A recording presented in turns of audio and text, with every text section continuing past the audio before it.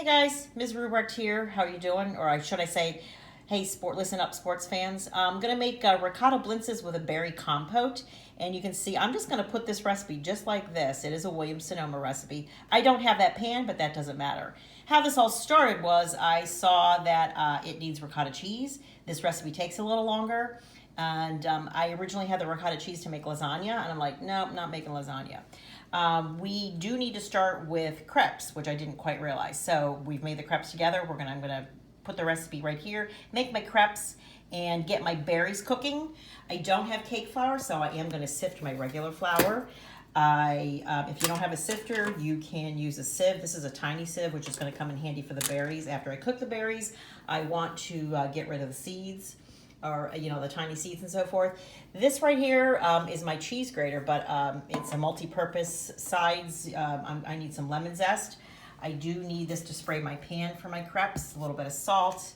And here's the mystery ingredient. I was like, what am I gonna do with the ricotta? And then I remembered I had this recipe I've been wanting to try. I do need the lemon zest, so I will be squeezing this for 2 teaspoons of lemon, getting the skin, that's the lemon zest. Don't forget, for the butter, I need a teaspoon of this. It's gonna be melted and put in the crepe recipe. Just cut right alongside the marks there that you see. I've got 4 eggs, and here are my berries. My fresh produce went bad a long time ago, and I've not been hitting the store, so I'm using the frozen berries. And I am out of the whole milk that they suggest, so again, I'm gonna use my heavy cream. You can dilute that, say I tend to do fat-free milk, but instead I'm just gonna go for the cream. We need a cup of that, so I'm gonna go for that, heat that up. Guys, you wanna see something interesting? This is my heavy cream. Remember, we had to heat it up in the microwave, and just to give you an idea, that's the butter fat that's on the top there. That's separated out when I heated it up. So this is a cup of sifted flour. I actually measured out a cup of flour, dumped it on the parchment paper, sifted it, and then re-scooped it gently with my spoon, not packing it in there. You can see how much flour is left over. So this should help make some light, delicate crepes.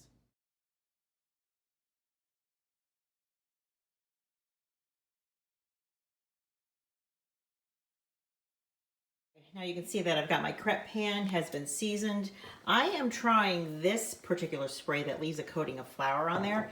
I didn't particularly want that canola taste on my crepes. And I've got my batter here ready. I'm going to scoop it. Now this pan is a little bigger. Oops, I'm going to have to learn how to get and the flour is still kind of clumpy. Flour is still kind of clumpy. Then I'm going to take this with one hand in this heavy pan, and I'm going to get the crepe batter. Yeah, this is really lumpy. So, and I'm going to try and get this spread out over my whole pan.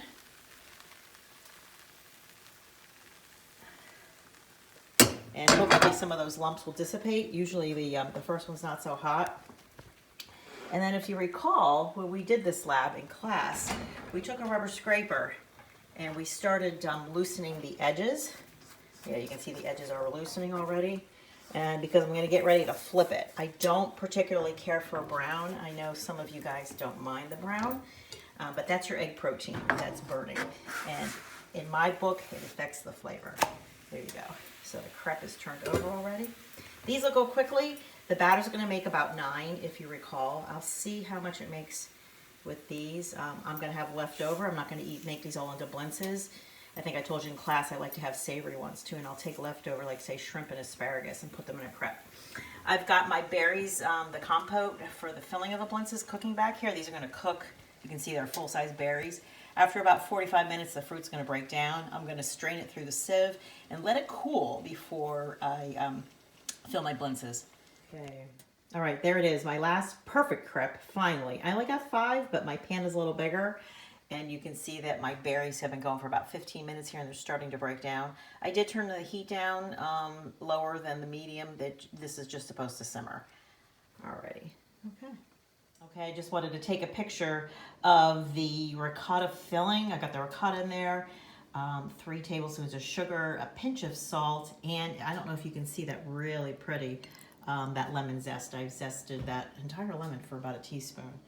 And over here, you can see there's my my berry drizzle for the top. And surprisingly, the strawberries are what broke down the most, and the blueberries are still pretty much intact. But you can see there's like a film on the top. It's got, I feel like I'm basically like making, it's a compote, but it's also kind of like a preserves, where you've got the fruit in there, but you know, similar to a jelly or a jam. So I'm going to let that cool. I'm going to cook up my blintzes and put them together. All right, we're ready to take the blintzes now, and it calls for 3 tablespoons of melted butter. And you can see this again. This is not for the faint of heart with calories, but I can tell you, if they're going to taste half as good as this filming, these are going to be delicious. I'm going to turn the camera around now. Okay, so you're supposed to cook these for 2 to 3 minutes on one side. The seam is down. I kind of folded these like a burrito. You fold them so that the, all right. So now I have the blintzes in here. You've got 3 tablespoons of butter. You put these in here seam side down, and I imagine these are going to melt up. So cook them for 2 to 3 minutes, then I'm going to flip them carefully. And then from there, I'm going to plate them. Turns out I got some mint in the backyard, and I'm going to plate them with this berry compote right here. All right, so here we have the finished product. That's what it's supposed to look like. And this is mine. What do you think? Here's one that's not so bad. And then, oops, as Mr. Fairman would say, nailed it. Those are my bloopers.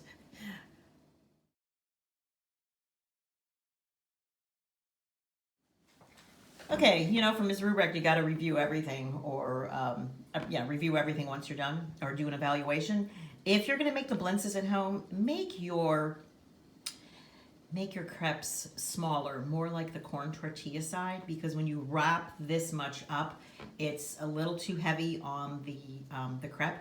But the berry compote and the filling, the ricotta cheese with the fresh lemon, and then that mint. I happen to have mint, but those 3 fresh flavors coming together, fabulous. Anyway, so if you can try this, go for it. If not, dig out a cookbook, or just go back to your good breakfast standby. Here's a challenge. I want to try making homemade Pop-Tarts or toaster pastries.